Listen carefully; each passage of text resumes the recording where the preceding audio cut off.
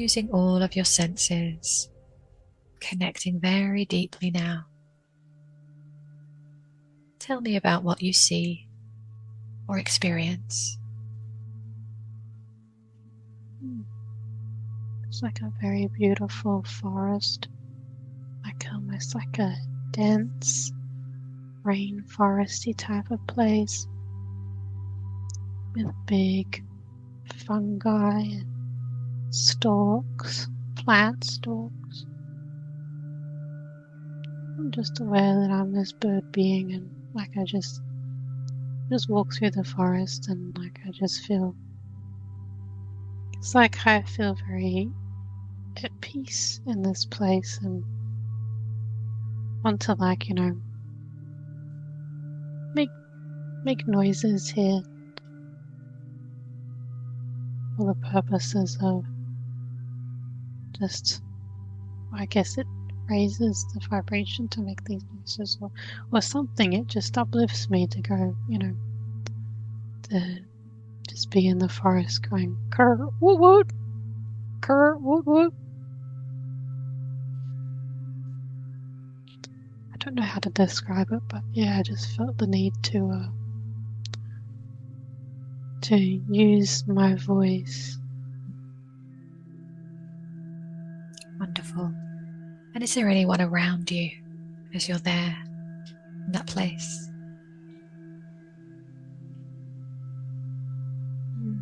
There's slightly others are here, but they're in different areas. It's like a practice. I feel this is like a practice where we sort of go into the forest and then make like these noises, and like it's very grounding. I don't know how to describe it. Like, it's very uplifting. It's good for us. Does the body that you're in feel male or female or neither?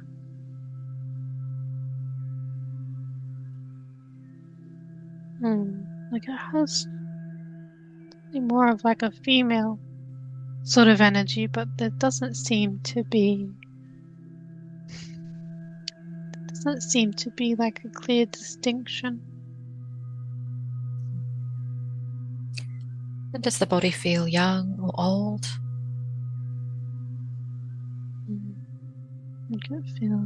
It feels good and sprightly. Like, I don't know the age somewhat. Like, I feel like we would be considered old, but for us, I like feel like this is very young compared to what we could be. How would you describe yourself? What kind of being are you? Tall, birdie and bluebird, and fluffy. It's like, you know, there's some sort of physicality to it, but it's very, very light.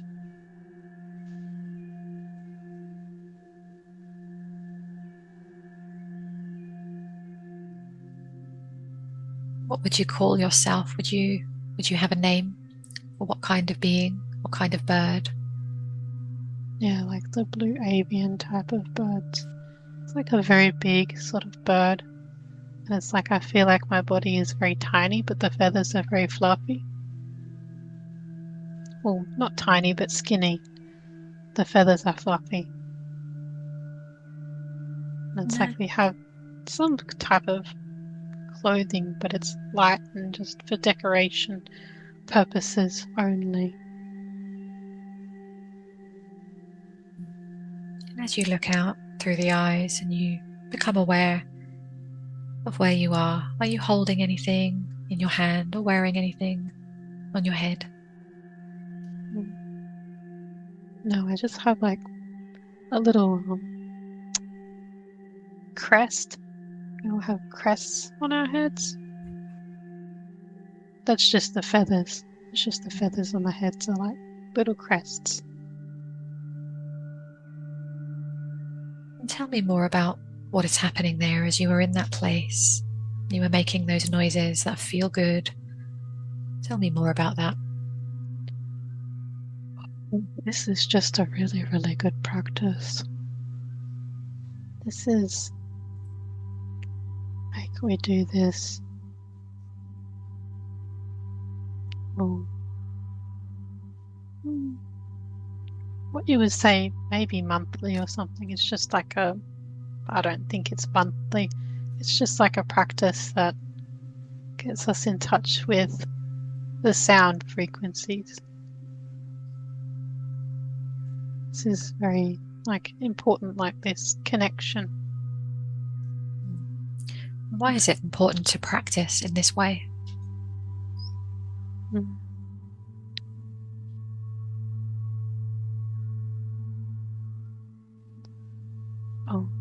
I feel like we're calling out to each other, and then we decide to meet back again into a circle. It's like we wander the forest and we let off these frequencies. It's like it lets it chime out. It's kind of like a bellbird. Oh, it's so uplifting. And it's even more uplifting to do it. If you ever hear like a bellbird sort of chime, the boop boop, and it's just like it just instantly uplifts you. It's good for the forest, like it's good for the planet, like it's almost like healthy, like food for the planet, like to hear the calls of the birds, so we still participate in this.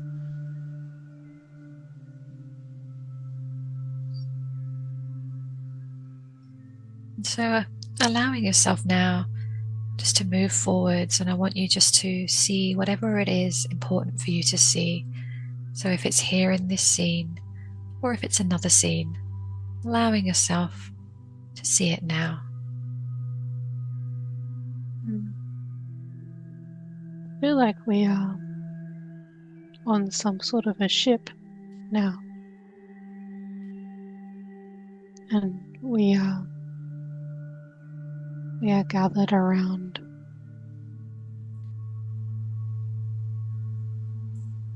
I'm not sure if it's like a being of our own kind that is deceased, disease-ridden or something. They're wriggling around, and we are trying to figure out what is going on. There's lots of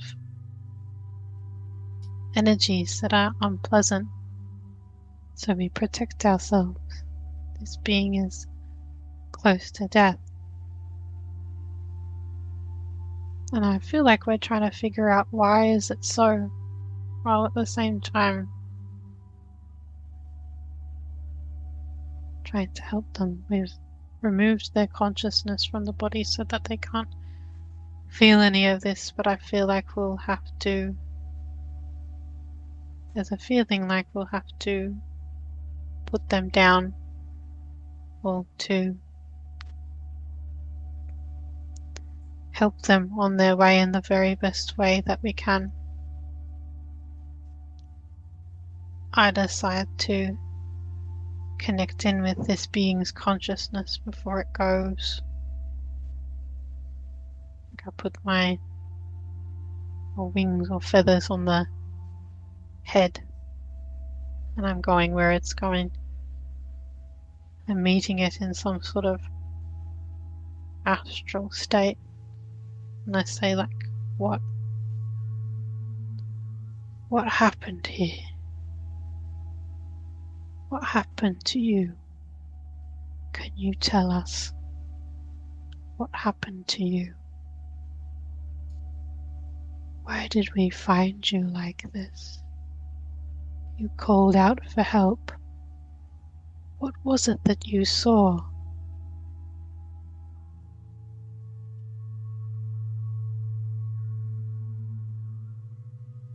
He says, I was assisting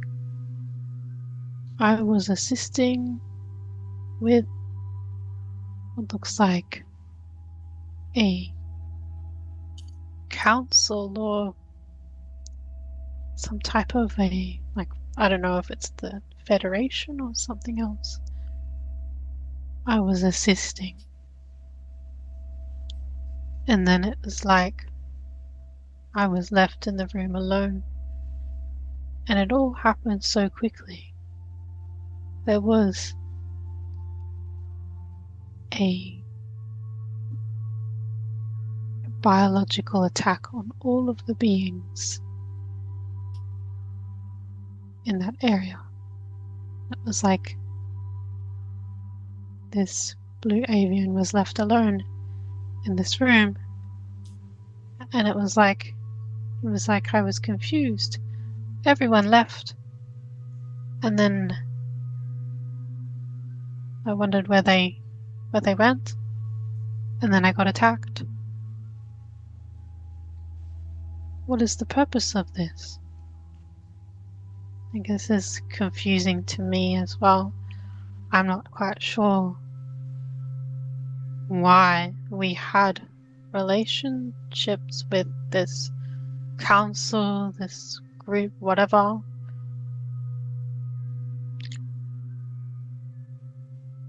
I come back to my body and I tell the others and I say,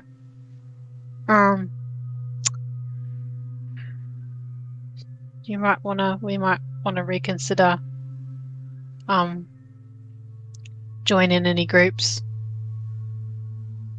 Like, I feel like I take one of my own kind aside and, then we have a talk while the others are helping with this being. And I'm like, yeah, what I saw was quite interesting. And I'm considering whether we should even involve ourselves in these things.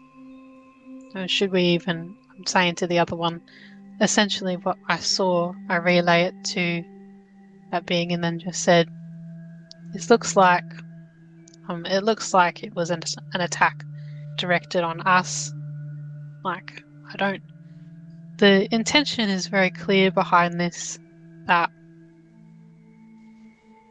they were trying to get to us in particular. And as I just say, essentially it's like we want to be really, really cautious about involving ourselves in groups.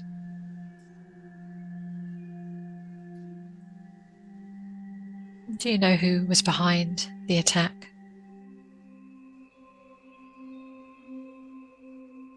There was like a bunch of council sort of members, looked kind of different sort of beings, and then there was this Blue Avian being, and then they all excused themselves or something.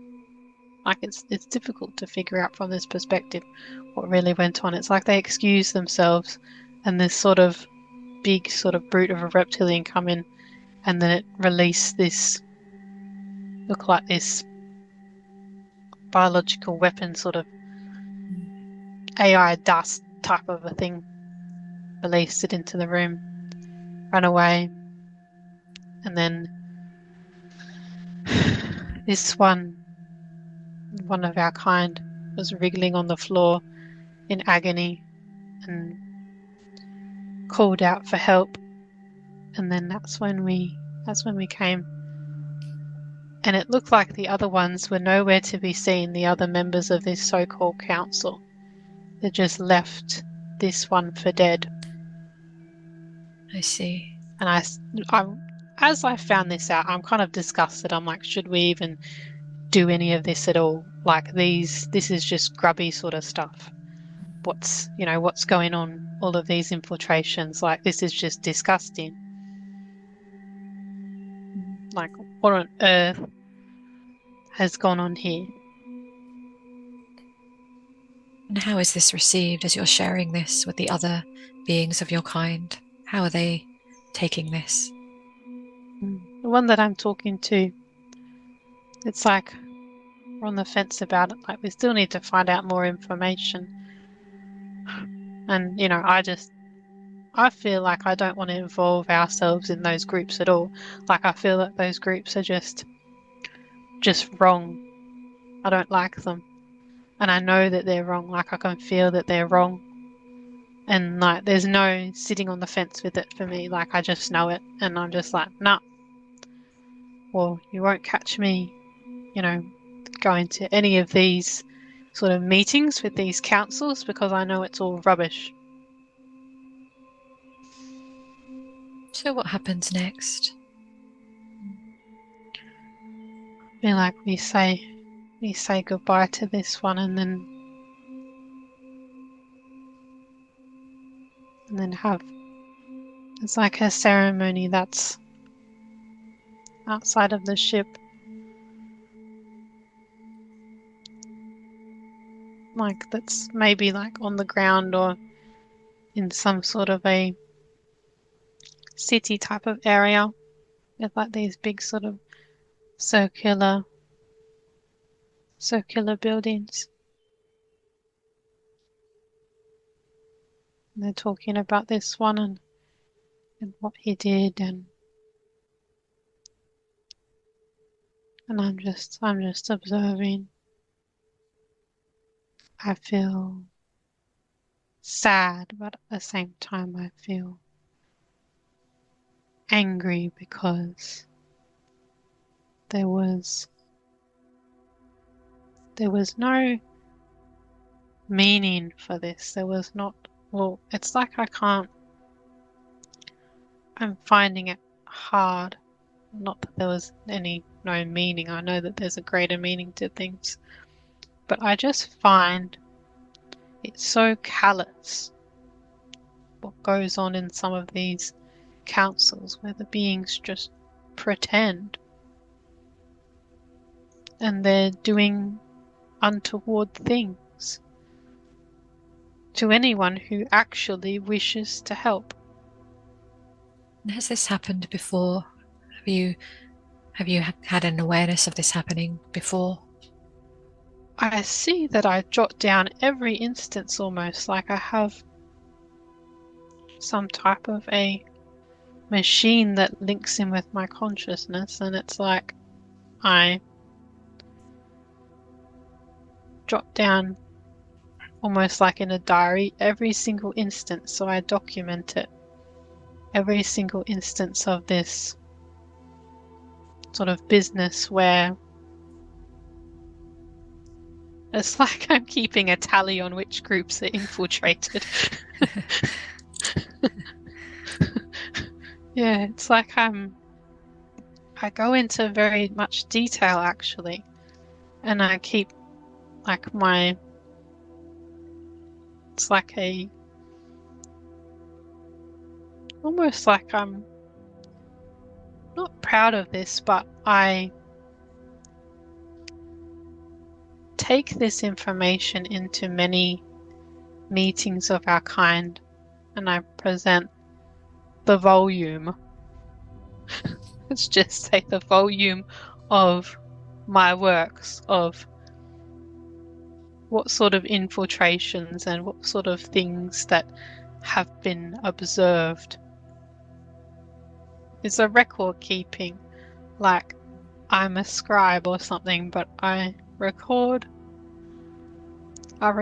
these instances of just what I would call sly behavior, like just funny instances that draw red flags. It's like a volume of all of the red flags that I've noticed.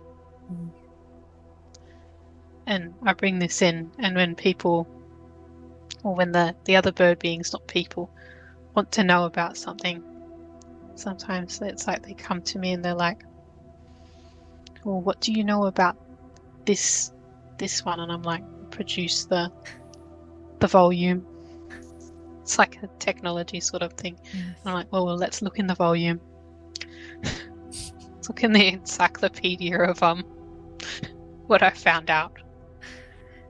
So you have a lot of information that you've gathered. Yes, and I like to share at any opportunity.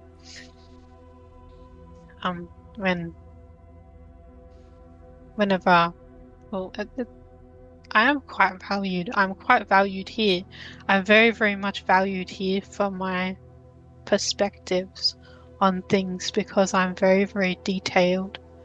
I'm very observant and I have a lot of attention to detail. And so anything like strange or anything that I notice, it just gets written down basically. Like it's almost like I keep like a mental sort of note, like almost like a diary, but it's like more of a psychic consciousness diary that goes into some sort of technology of what happens day to day and what I observe and the energies. And I can see I see the different timelines as well. I meditate upon them, and so I'm like a very, very, very knowledgeable being, but sometimes can be very intense. And how are the others receiving the information when you do share it with them? They value it, you said. Yes, they value it. Sometimes they can notice that I'm a little intense and just remind me just to let my nervous system calm down, because I do get into a habit of getting very, very hyper focused about things. I'm very I have a lot of heart energy, but my mental energy is it's very, very strong, like my thoughts. Like I can remember everything in great detail and have like a lot of, I have psychic abilities as well, but most of all it's just like a knowledge sort of base, but not sure if you would call it just knowledge, because it's like I document things.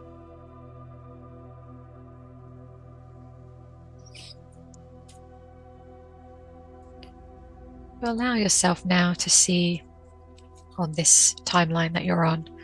Allow yourself to either stay on this scene or move to another scene to show you something that you need to remember.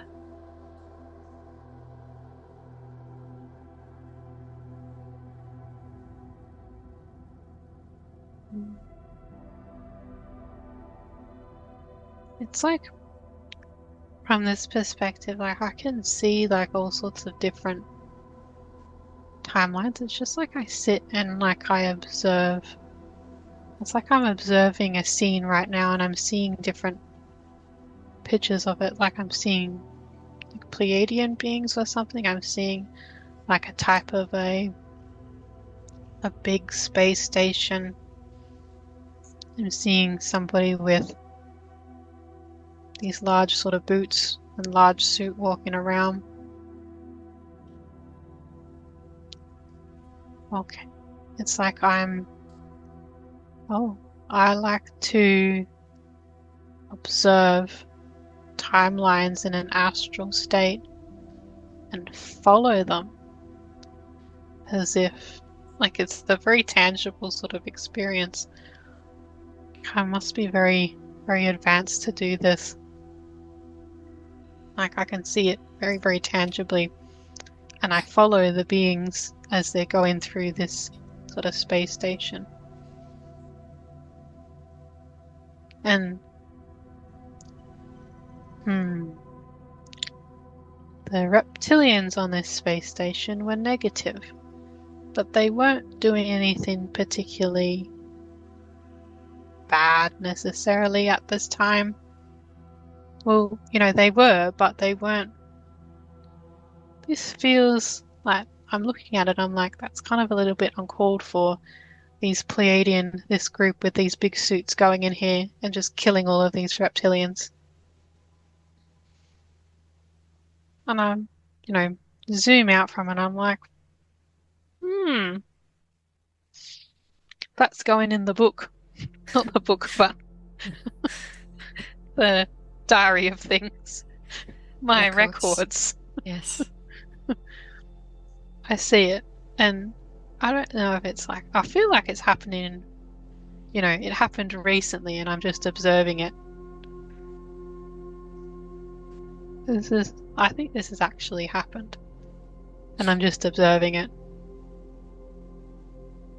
But I'm able to observe it because it's like I realize I can be anywhere just using my mind. And I'm like, and it's like I put links together with other things. So then I go back to my history of informations and I try and find where this particular group is located in this informations, because there's just some things that I'm observing that are concerning me about this particular group. And I feel like this group is not is linked to this council that our unfortunate friend was killed in an incident, and that there's a council that he was a part of, and that council, this group is linked to that particular council. And I'm seeing like, who on the council is linked to this group? There's like a big blue man, not a blue man, but like almost like an Andromedan being that has it's a tall, bald, has blue, like a bulbous blue sort of head. This being appears to be linked to that group. I don't think that there's any Pleiadians on this council, but that being knows these guys. It's linked somehow. And I go into and observe in other places as well, and then I see that this group is this group of Pleiadian beings. They're doing this again and again. They're going into these like negative, extraterrestrial areas, but completely unprovoked. It's like there wasn't any provoking beforehand. And I'm like, this is very, very curious, because this is a naughty thing to do, to go in there essentially unprovoked and then to just kill those beings. Like, these beings shouldn't be doing that. These Pleiadians shouldn't be doing this,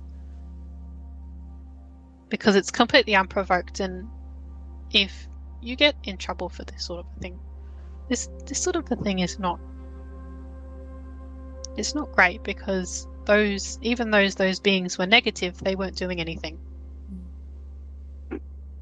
So is this understood generally where you are by the majority of beings? Yeah, the majority of beings will understand that we do not go into like negative territories and just kill everyone.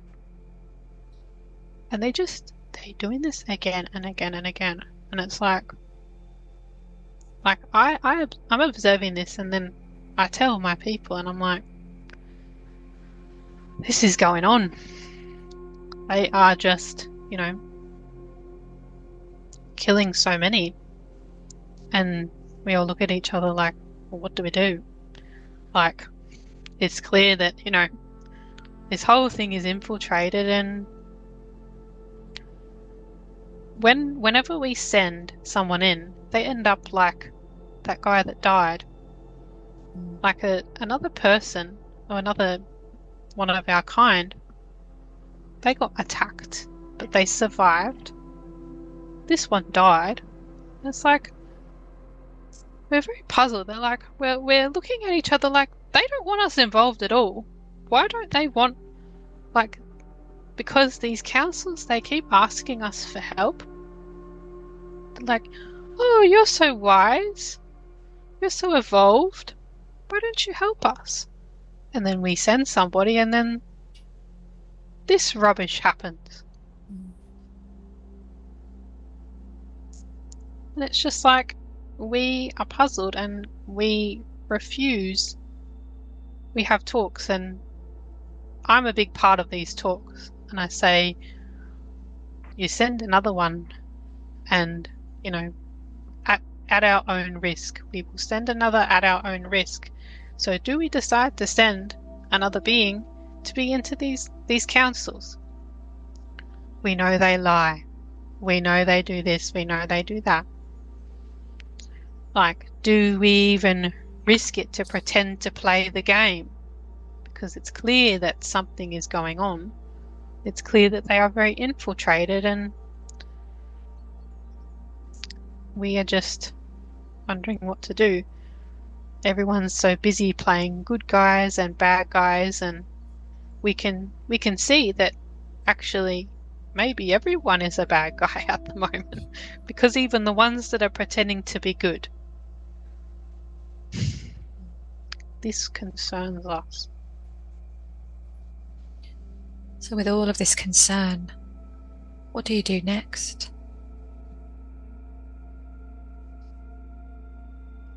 It's like I continue to observe and gather information. As much information as possible. It's like I make trips out in like my little ship as well to observe, and like I'm shielded and I sort of take observations and the others take observations with me. It's like they've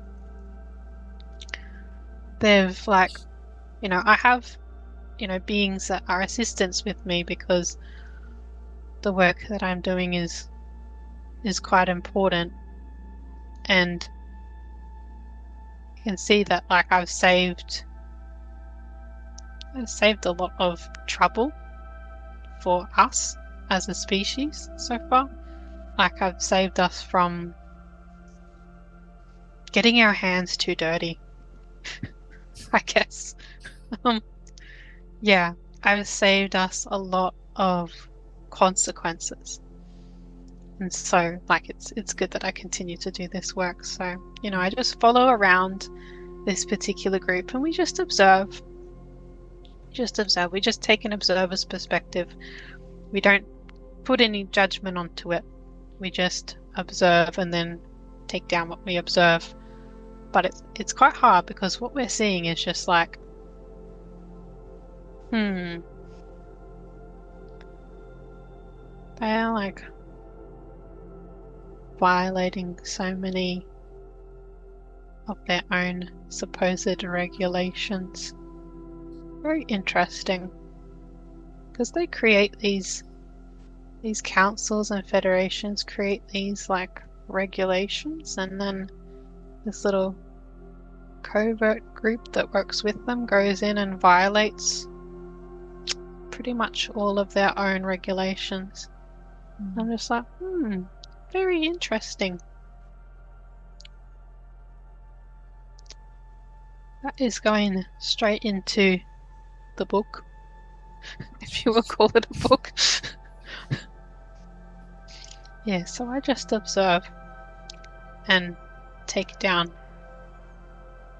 all of this information.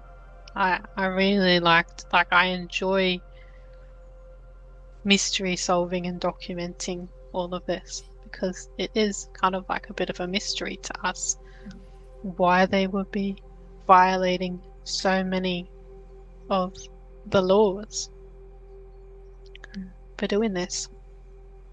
Going in these big sort of groups and just, you know, killing like heaps of like the negative minions, but it's not the higher level ones, it's just the minions. It's not, anyone of any significance. Okay, they're just getting rid of the minions. And we were observing this and we're like, So they're not going for the main players here. They're just going for the minions. Oh. And we have been observing, and it's almost like that the negative side is using this as they have attacked us, they've done this, and then there's war leaders that are, rallying cries. They have attacked us over nothing. You saw all of, these reptilians, and they're very, very angry and they're very, very worked up. They keep coming in here. They keep killing us. We do nothing. And it's and we're observing, and then we're it's what this group is doing over here is provoking major war situations over here. Yes. And we're oh my goodness. So the reptilian group is very, very offended. Very, very offended by the group that this Pleiadian group is doing. That's going off the rails. They're doing the wrong thing. And this reptilian group is they're negative, but they're rightly offended by this. And it's this is used as a rallying cry by the ones in charge of those guys. They're being, it's there's fire being lit under them to want to go to war. Just perpetuating the cycle of war. Yes, just perpetuating it more and more. And we're and we can see that there's a connection with there's connections between these two groups. The minion reptilians have no idea, but it's there's these ones that are higher up that would be profiting from war, let's just say. So it's we can see that there's some sort of a link between this Pleiadian group, this council, and the Pleiadian group is just being used as well. They're just being told, go and do this because the reptilians are bad, the reptilians kill people. It's we observed too that sometimes they're even told false things to get them to go in and then kill these bunch of beings. So they're both being puppeted by higher puppets. And it's when our group, the Blue Avian group, tried to come into this, it was I've observed now that there was a knowing that we were going to find out and we were going to actually change things for the better. So they wanted to get rid of us pretty quickly. But they keep asking for our help because that makes them look good. I see. Just also fake. Yes. So you solved the mystery. Yeah. Through doing these observations over a long period of time, it's solved the mystery. And then the others come to me and then they're do we have enough information yet? I think things are getting a bit things are ramping up significantly, and there's more cries for war in different parts of the galaxy. Almost there's just a lot of interplay and conflict going on at the moment. So we touch base again to see what we can do with this information. What do you decide?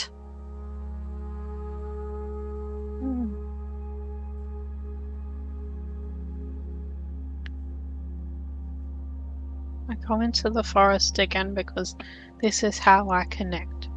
Because I need to understand how to deal with this in the best possible way. And it's I sit here and almost meditate and can see from a higher perspective a timeline where it looks almost like this Pleiadian group is involved. And it's like I see like a planet just explode. And I'm like, oh. And it's like this inner knowing is just like, this is what you're here to do in this lifetime. You're here to help people know about this potential event. This is part of your mission. Like, this is what I find out when I go into the forest, that this is part of my mission. That, I know what's going to happen. I know that this is a potential, that there's this planet, this civilization that's completely blown up, and it's due to what's going on. How are you feeling about this discovery? I'm just kind of like shocked, like they would let it go that far. They would let their arrogance go that far. Because I've been watching them so closely. It's like they paint themselves a certain way.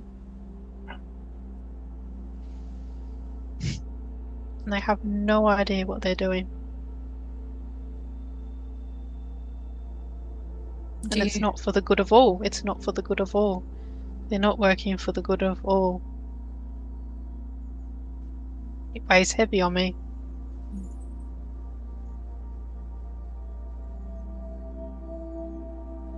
What do you do with this information? I relay it back to the others. I say, I have foreseen something when I stepped into the forest, a potential timeline. I have had, like a revelation about my mission and purpose here.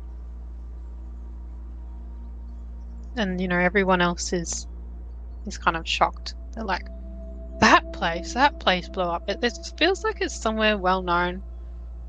Like a planet that's kind of like well known, like beings know about this place. And I'm like, that one. I'm like, yeah, like it's gonna, boom. It's going to be blown up if, like, this stuff continues to happen. Like, this has gone really, really far. And at this point, I get restless. I'm tired of observing. And I say, like, people are wondering, like, the other beings are wondering, like, what should we do? Because essentially, like, they've kind of locked us out of this conflict, because it's like they've gone to pretending that they need us, then completely, turning their back on us as a species. They're just like, nope, almost pretending like we don't exist. And this, this is quite, I would say offensive, but it's not. But I don't know. Like, we feel very conflicted by it. And I'm just like, you know what? I'm going to go and tell him. I'm just going to go and tell him. I'm going to go and I'm going to rock up, to, this group of beings. I'm just going to lay it straight. Like, I feel like, this is almost part of my mission to do this, to lay it out. Like, I'm probably the best being that can do this out of our group, because I have all of the information and I observe it all of the time, and I have, like, really, really good psychic skills, so I can show them, like, very, very tangibly exactly. Like the other beings do as well, but it's like, I don't know, it just feels like right for me. It feels like I'm a good fit to do this, because I'm so involved with this. I've been watching from the sidelines for so long, but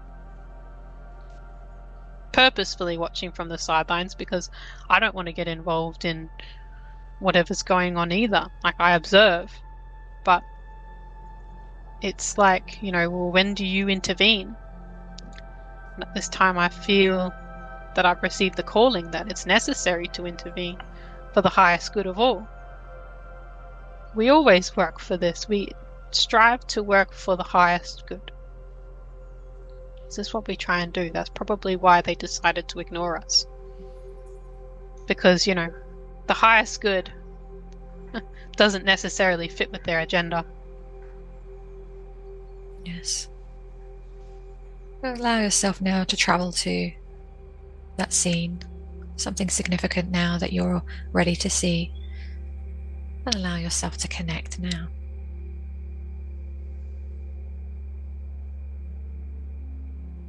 So I've decided to show up at like a time when there's like a whole heap of these Pleiadian beings in a room, like just so that everyone can see that I'm there and that nobody can pretend that I didn't show up. Because I don't really have much trust in these beings, so I need to make sure that everyone sees me. So it's like I make like a very big entrance and then basically like show up in the middle of the room in their ship or whatever, and then like with a very like it's a very almost like I'm warning them and saying, like showing them almost like a movie in their minds of what will occur. I'm like, you go too far. I have been observing everything, and I know what is going to happen. And I explain that each one of you in this room is going to be very, very much karmically accountable to many souls if you keep going through with this. And I address each one of them specifically, like, already you've racked up the numbers. Already. Like, I can see from a higher perspective. And I try and show them, like, all of the souls that they have wronged. And I'm like, already, like, you can turn back now and it not be catastrophic. You can turn back now and the balance not be completely out of whack. The balance is already out of whack. But you can turn back now and this will not go any further. Like, I address like each person in the room and like essentially show them like all of the souls that they are affecting. How's it received? Shock from some of them. Some of them start to cry. Anger from some others. How dare you come in here? Who let you in? And I'm just like, I let myself in here because this is for the highest good of all. And they're like, there's some accusing me like, you have no business being part of our operation. Get out. Some are accusing me, some are crying. I think one being is even like throwing up. It's just a mess. I don't know if I like, I wanted to make an impression, but did I do it too harshly? Did I spill all the tea at once? Were they not ready for it? So, like, there's just some sort of awareness amongst them now that this is going to happen. And I said, well, I'm just showing you what I know. Some of them are like, well, this is why we don't associate with the Blue Avians anymore. because of guys like you try to butt into things. You know, this is our... They're just telling me that this is our business, this is what we've been told to do. You know, we are like being heroes. We're being heroes for people. Some others have excused themselves, and then there's some ones that have come up and talked to me personally and just said that, like, look, we understand that you're concerned, but, you know, our work is very heroic, and what we are doing is actually, you know, saving a lot of beings. And I try and explain, like, well, actually, no. Because there's infiltration that you aren't aware of. And they're like, well, we would have known it already. And I'm like, but do you really? And I realize that I'm not getting anywhere because they really don't want to see it. They really don't want to see that they're just being puppeted. So it's like, well, if it turns out, like, you know, you can... What I said still stands. And if you disregard this warning, you know, I'm just letting you know, I tried to help. I feel like I leave, but I feel bad. And the others tell me, like, how, you know, they're watching me. They're watching me from afar, and they're like, oh, it didn't go good, did it? I'm like, no.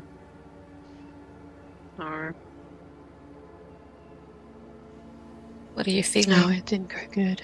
No, it didn't go good. They just didn't understand. They didn't understand, and they didn't understand, like, they just got shocked by the information of how severe it was.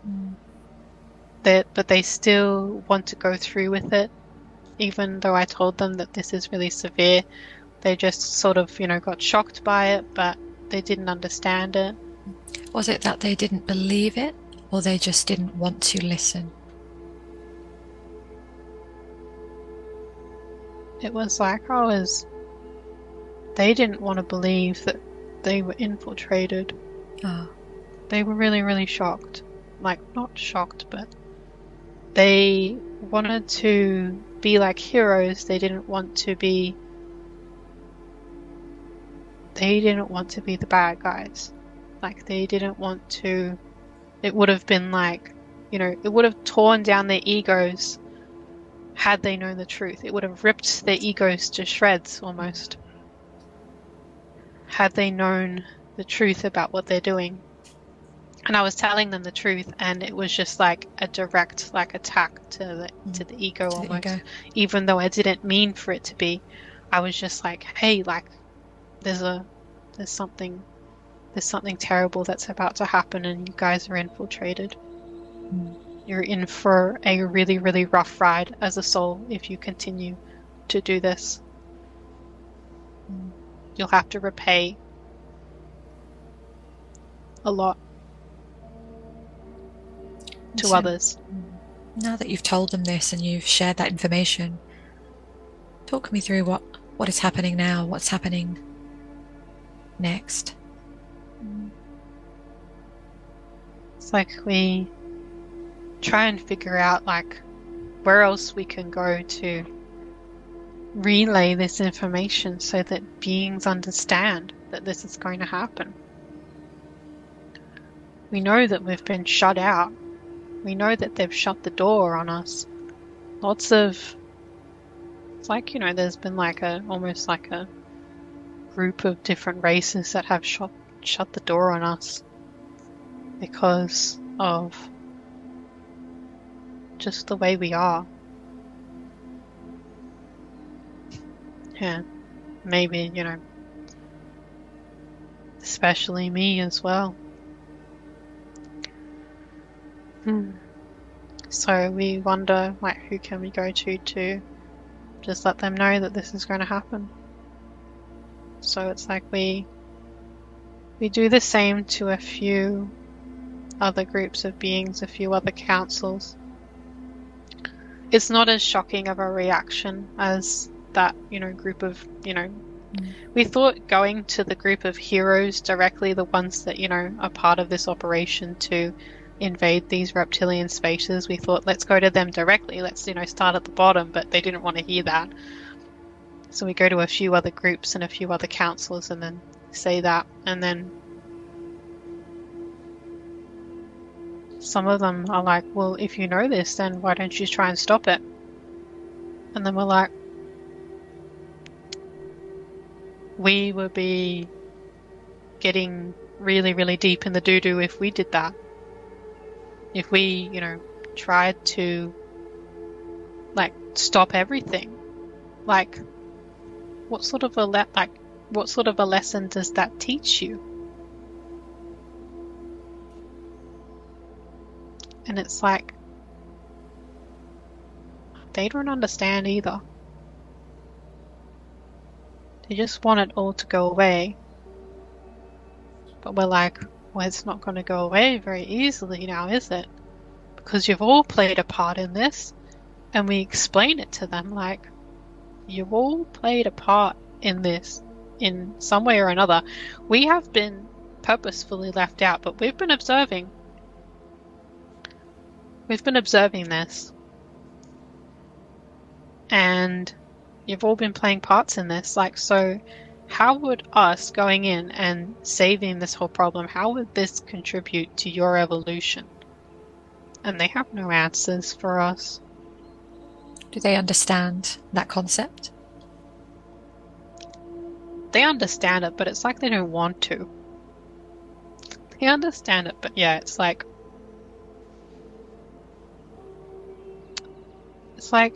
a wake-up call, and nobody likes a wake-up call. Nobody likes to be told that they're doing things wrong, that they've been doing things wrong for a really, really long time, and that it's been a detriment to others to such an extent to allow this to go on for so long. And this is why we personally we try and see that conflict from a higher perspective, so we don't get involved like this. But this is spiraling out of control, so even we have to take notice.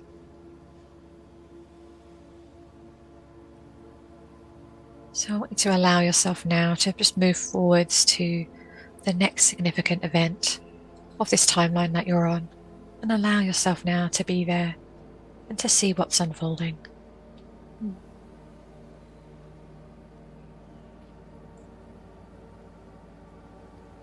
It's like we raid around for and observe for when this event occurs, when the destruction of that planet occurs, because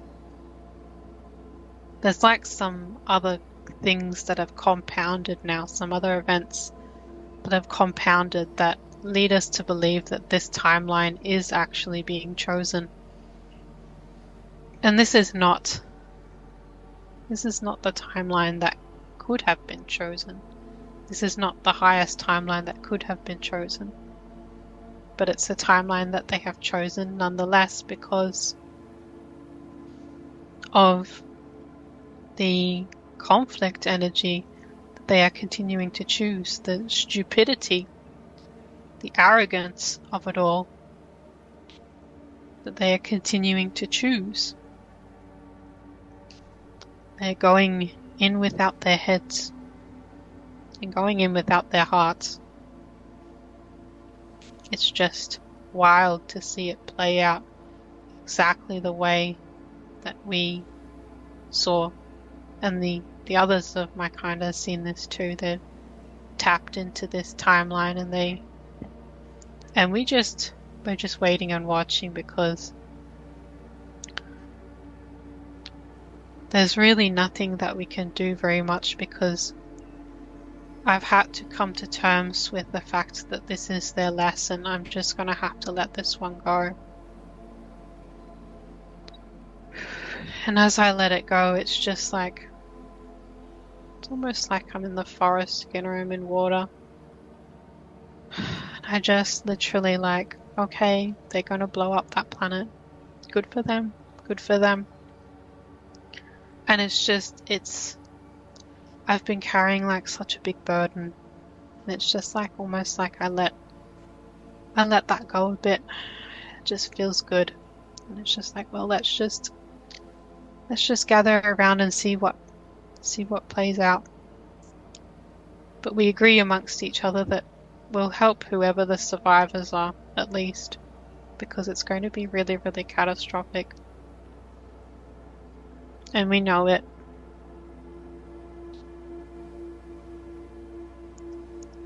So it's like there's like a big sort of detonation that goes off. This is a planet full of cities, full of beings. It's almost like it was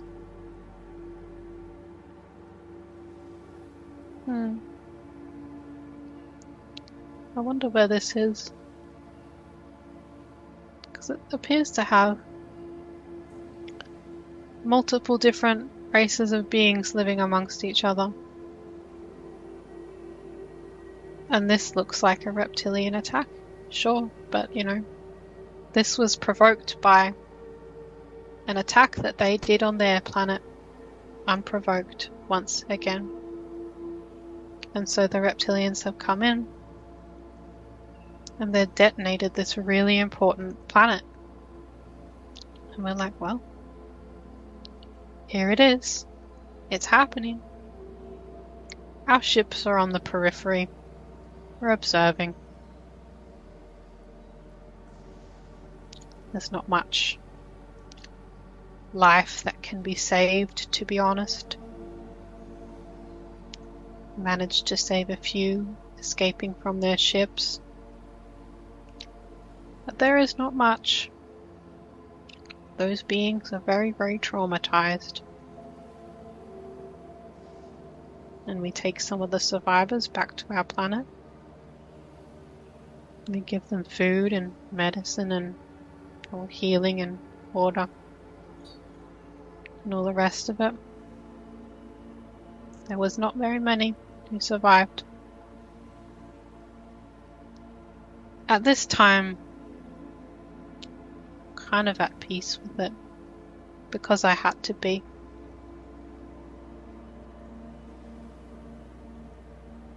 But it devastates a whole, like the ripple effect is really, really big. Like everyone sort of feels this, like it's just like, oh, you know, like the entire galaxy almost just like at this one, like a collective sort of tightening of the chest. Like everyone, a lot of beings felt this one very deeply, energetically. And we try and send out beacons of healing energies everywhere as a result of this. We can only help to clean up. That's yeah. We can help as responders to this with those frequencies. And what happens now with the energetic side of things? We continue to help to raise that, and it's almost like those beings, those races of beings and councils and whatnot that turned their back on us before. It's like, you know, I see them like later on in my life. It's like they accept us again and want our wisdom again and want our help again after this, after they found out the warnings that I gave, that we gave a whole heap of beings warnings before this happened. And it's like they're a bit more receptive to us now. Do they have a greater understanding now of what had happened? Oh yeah, like it was terrible. It was terrible. And those beings, that Pleiadian sort of crew, like it's like, you know, they lost their lives in another sort of incident, like a big incident I feel like this was also really karmic. Like it was just like, it's like almost like a freight train of karma just went, and they just had to begin again. Another time, another life. And what do you so know that about? They can understand. Yeah. What do you know about the karma and how that works now for these beings who were responsible for blowing up that planet? There's going to be a lot of balancing around this. Like I don't have too much attachment to it anymore. I did, but I don't have too much attachment to it anymore. So try and see like what becomes of this, but it's like very, very far into the future. They get given various chances to do this. They're going to get given many, many chances. There's a lot of souls that were involved in this. Like I just send light and healing, and like it's difficult, but I wouldn't want that for me. Like I would never, ever, ever want that for my soul. That's why I never decided to involve myself in things that went too far. Like I can see that, like I have a lot of memories of different lifetimes in this body. And you know, there were times when I went far and had karmic consequences, but I never quite went this far. It's like I have limits on things. I'm sad because it feels like maybe I'm just a little bit more advanced, but I want to help from that perspective, but it's like those souls are younger. I just have to come to peace with that at the end of my life, that sometimes older souls and younger souls have different experiences.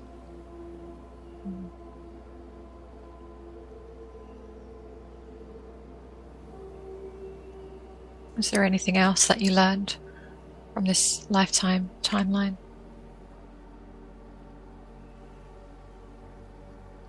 I just felt like I learnt later on just how to let go and have fun despite it all. It's like I got really into like having fun, creating things, play, just to, and I released a lot of the burden that I held on my earlier life. I released a lot of the burdens because I held a lot of burdens on my shoulders. I was very influential, but I didn't need to carry all those burdens. Now I just have fun.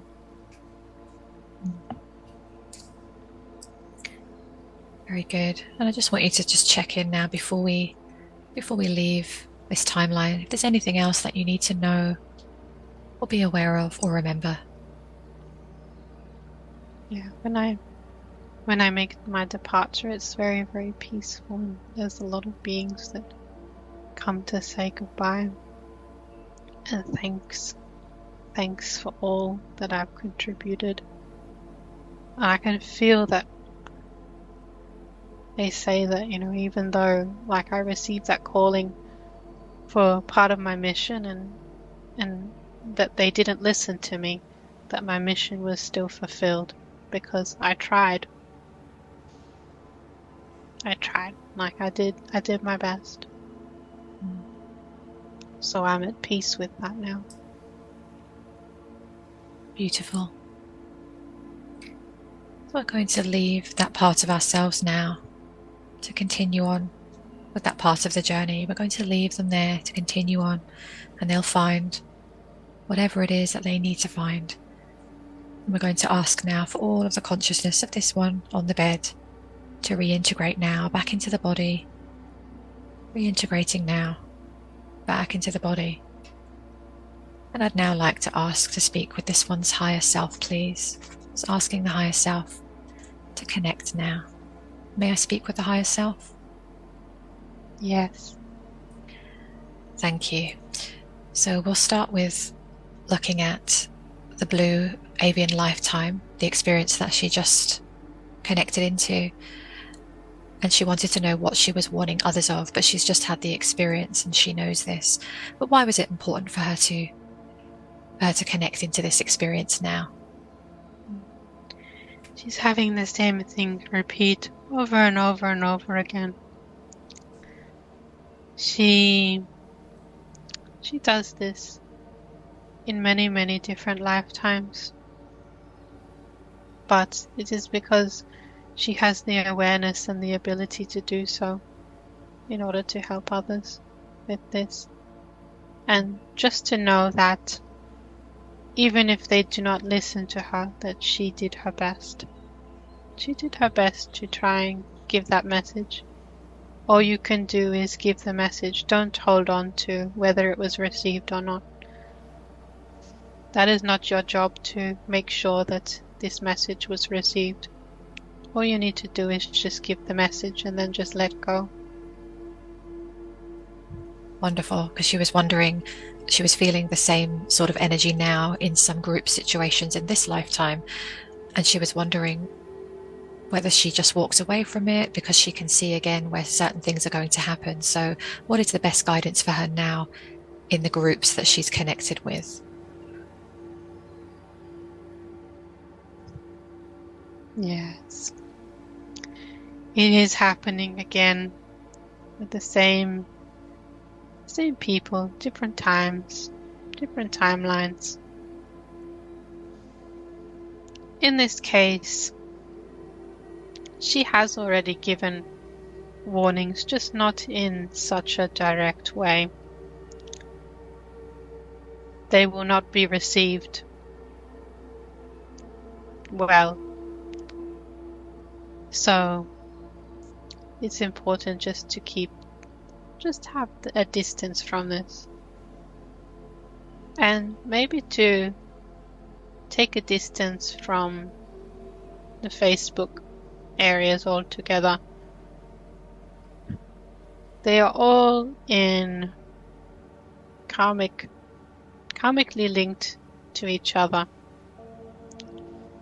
And it's like she is an outsider to the groups because she does not wish to involve herself so karmically with whatever went on.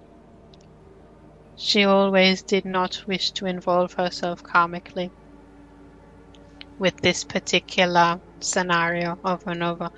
However, because she has a link to this, she has experienced it again. So while she is not so heavily karmically involved, there are still some lessons from this. But while it's important to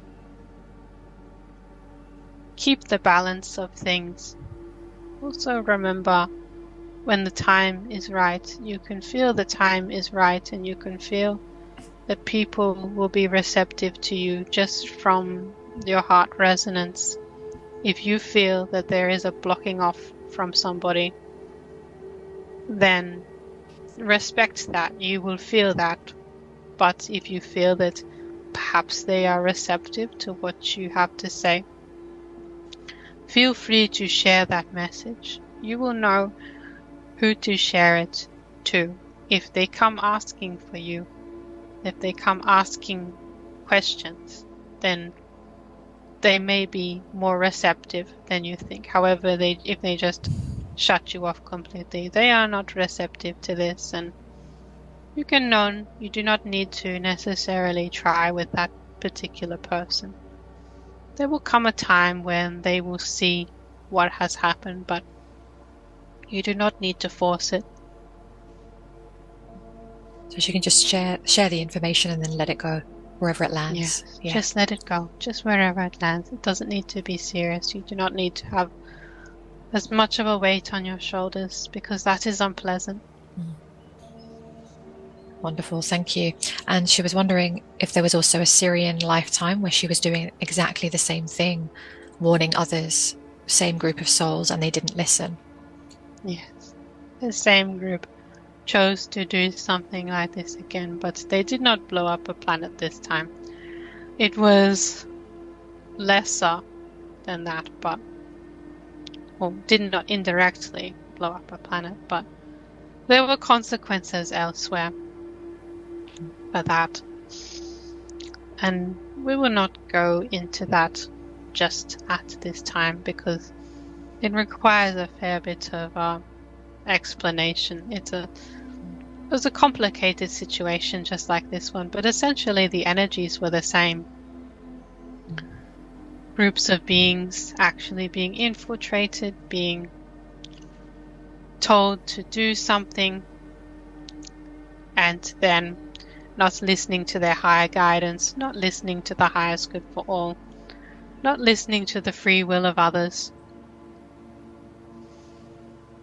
And yes, just making a very big mess, but that's okay.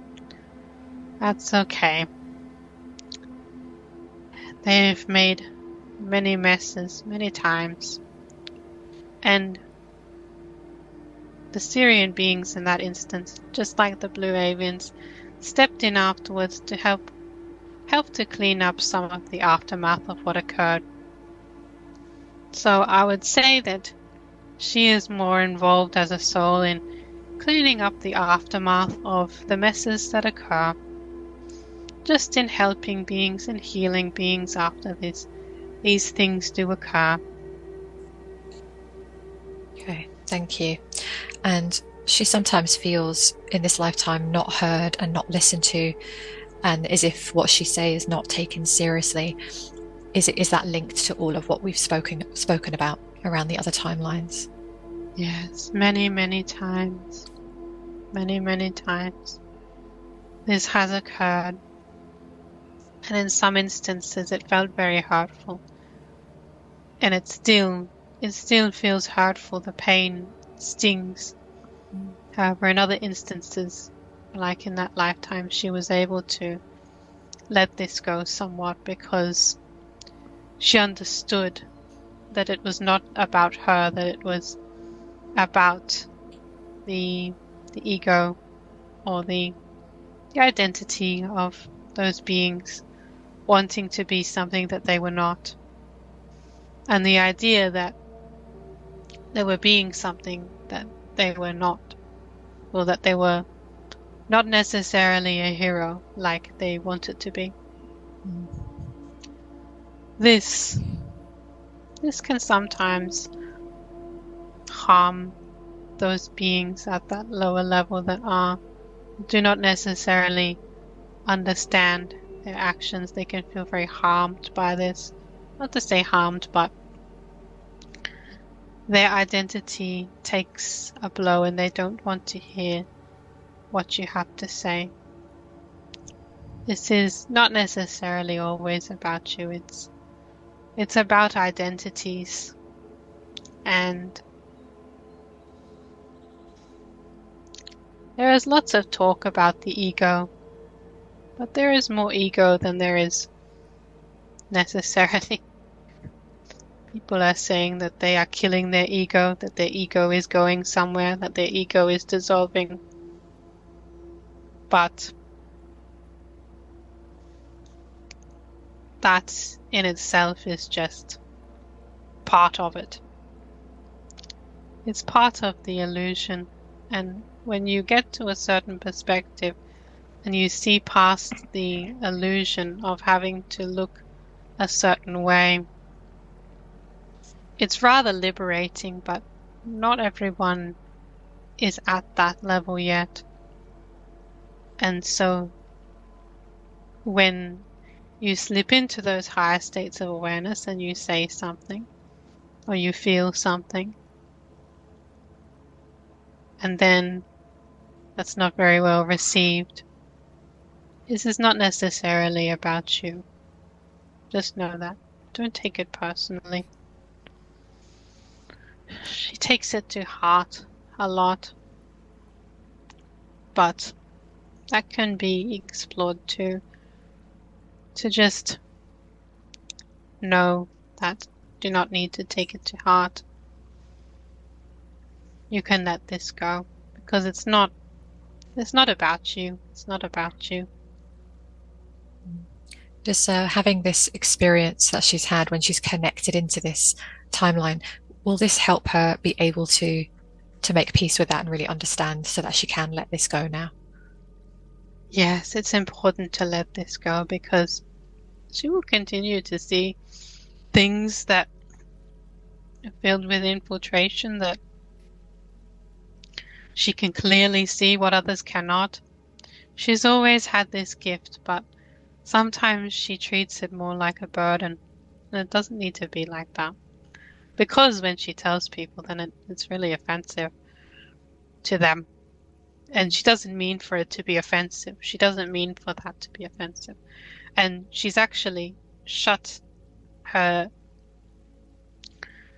throat chakra down sometimes, shut her expression centers down sometimes because of this, because of their reaction when they heard something that she had to say. So this is a reminder to not need to do that.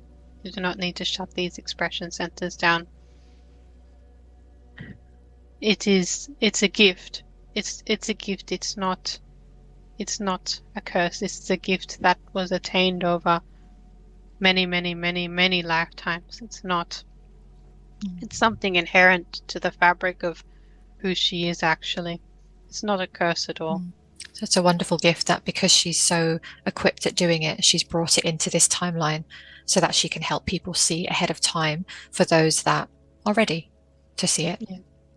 For those that are ready, she can see, let's just say, like the energies, the higher plays of energies, the intermix of energies that may be wanting to infiltrate or maybe not for the highest good of all, just energies, the interplay of these. It's just like very tangibly felt, if that makes sense. Yes, yes.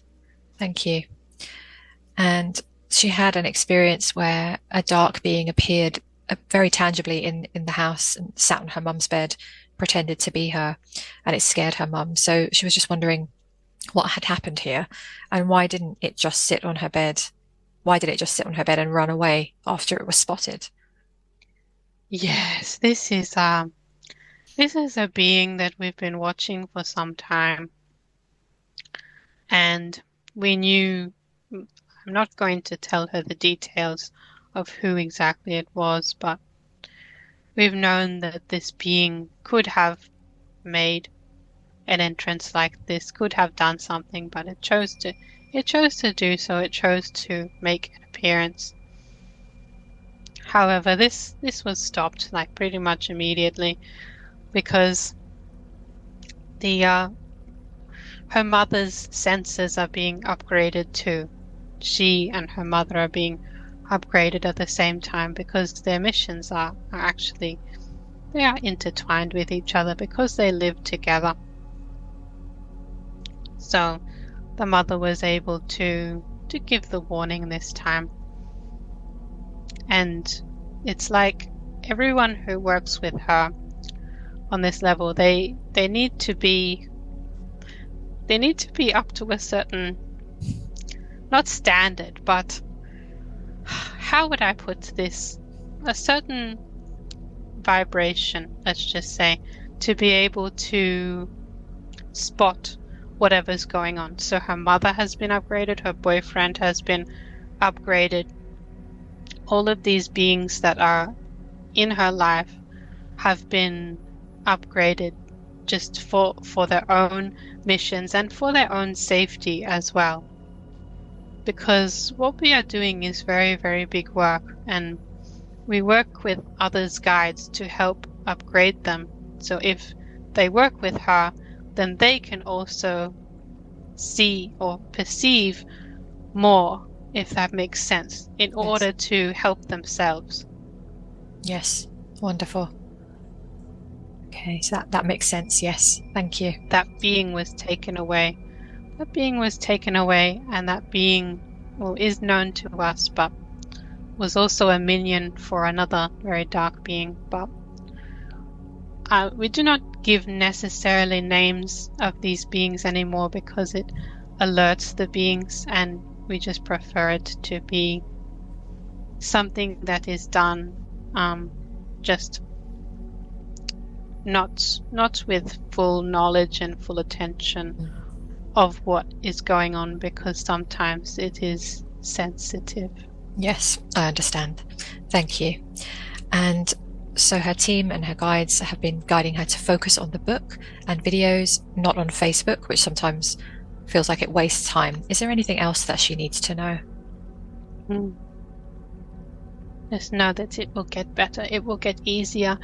And she has a cause to celebrate, because her YouTube is going to be gaining more traction and is already gaining more traction. But just keep doing a little bit every day and you will see the results of this. Just keep doing a little bit every day and do not get discouraged by the low numbers. They are just temporary. They're just temporary.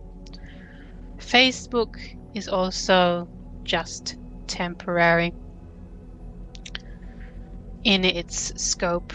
It will not lead to any long-term progress that we can see, but in the short term, yes, it was useful in the short term for introducing an audience to the YouTube and to the book and to other things that she was doing that those souls needed to see and be drawn to those things at that time. However, because things are changing rapidly, there will be more that view the videos, and when the book comes out, they will read the book. It's important to keep going on the book, even if it's not perfect. Do not try to make it perfect.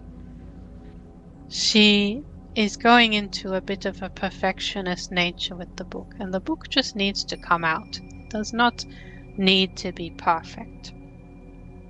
It does not need to be perfect. It just needs to come out by the middle of this year at the latest. That's all it needs. That's all that needs to occur. And then the second book is also already being worked on and will continue to be worked on. There doesn't need to be much more that needs to be done to the second book either. That will be very easily come out after she figures out how to do the first book, because she is confused as to how to do books. Once she figures out how to do it the first time, then the rest of the books are pretty much written. She will just release a whole heap at once, well, in succession, and so avid readers will get to read all of them in a very quick amount of time, because she has a lot of sessions saved up and has been building in transcripts library of all of these sessions that have taken place. Wonderful. Really, really good. And she was also guided that she would possibly go in a different direction in the future with what she's doing, far beyond the boundaries of the spiritual community. And she wanted to know what was meant by that. What can you share with her now? Yes, there will be people who notice and are inspired by her work that will wish to help her in the future. They will be quite taken by this and wish to turn it into something more than what it is. And that's that part of their soul mission as well, to connect up with her. So this is going to be coming, but not in like the close future, maybe just a little bit later. maybe towards the latter half of the decade. Wonderful. So she can just relax, focus on the book, focus on those parts, and the rest will unfold the way it needs to. Yes. You see, the spiritual community, as you have discussed earlier, is in the process of being broken apart because it no longer serves anyone. It no longer serves for the purpose of the spiritual purpose. It has become too bloated with agendas, dogmas, and with dark infiltration. So it will be broken apart as more and more people realize that it is not serving them, and they will leave for other paths. They will not be drawn to this so much anymore, but still retain a sense of spirituality. It just will not be confined to such a community that has been so heavily infiltrated. It will go above and beyond and become more normalized. So even normal people can enjoy the raising of their consciousness without even having to necessarily go through the same things that you have been through.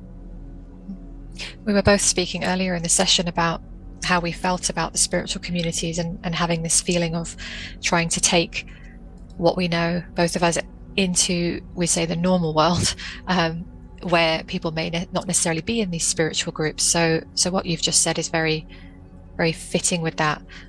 Any other guidance around that?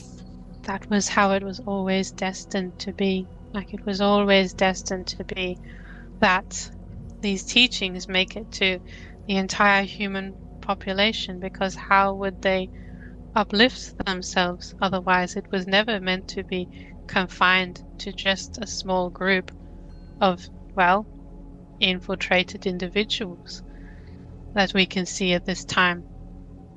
It was never meant to be something that goes around and around in circles, but for some people that is teaching for them, that is learning for them, but for others they long for beyond that. They can feel what's going on, and that they know that it is what you would call a limited hangout. There is no new information that is being learned. It is just information that is recycled over and over again. And it very much gets in a rut of doing this, of information that's going round and around in circles. And so if one was actually ascending, wouldn't one be receiving information that would validate that perhaps that they were learning something new? The quality of information, wouldn't it get higher and higher? And now some people are genuine channels, and they definitely do this. They definitely do this. And they have always been like this. They are like beacons of hope and light amongst all of the darkness that there is. And they have come there in that community to do that, to serve that purpose. However, even they will be branching off soon into what you would call the mainstream. They will see things for what they are, and they will begin to branch out because the consciousness will be different for so many people. And they will become more receptive to this. And as this happens, the spiritual community will be no more, because there will be no community. It will just be the population of the earth suddenly having an interest in consciousness. I love that. Thank you. And just one final question. As we're talking about going out into the mainstream and bringing this information and wisdom and guidance into the mainstream, what would you say is the best way right now to do that? Because is it to do with sharing it and allowing people to take it as far as they can, or is it about making it more easily understood? What would you say? To keep it fun and enjoyable for people. Well, at first, we could make it, let's just say, a little bit easily digestible at this time, but as time goes on, that will be not necessary, as there will be such an advancement that the ordinary person will be ready to know. And the people that are not meant to be on the earth anymore will have passed away. So the ones that are, well, let's just say, holding back these energies of advancement, they will just decide to pass away so that this can take place. And that this new, well, wave of, I would say, children, they are going to grow up and they're going to be very interested in this. But even before then, the people who are young people, who are what you would say millennials and Gen Z, they will change. They will become more interested in consciousness, because that was how they were always meant to be. Because most of these younger people who have come to Earth, they are actually starseeds, and they will begin to be awakened by what they see unfolding, events that they see unfolding in the mass consciousness, in the greater spheres of awareness. They will begin to, let's just say, unfurl their petals. And when that begins to happen, then of course you can guide them in a very helpful way with information, but make it fun. Make it fun for them. Make it very interesting and fun, because it needs to be, well, let's just say, have a new spin on things beyond what is ordinarily presented in the spiritual community, because at that time that energy will feel old and you'll feel like doing things differently. You'll feel like presenting the information in ways that you probably never have perceived quite yet, in different sorts of ways. People will be receptive to the information in various mediums. Yes, wonderful. Thank you so much. That's I think we were both feeling this as we were talking about it today. So thank you for bringing in more information on that, because I think that's, yeah, there's a feeling that it is a bit boring and old at the moment. Yes. So to bring in some fresh energies around that will be really, really fun, really enjoyable. Thank you. So just to check, is there any other healing or help required for the physical body at this time? And just to check to see if there's anything required to help her skin that we connected into earlier. No, but this one's, because of the AI infiltration, this one's back will just need to be adjusted. But that's happening very, very soon this month. Okay, wonderful. And is there any other message that you would like to share, or are we complete? No, I'm just giving some healing and adjustment to the back just to help with the nerve pain.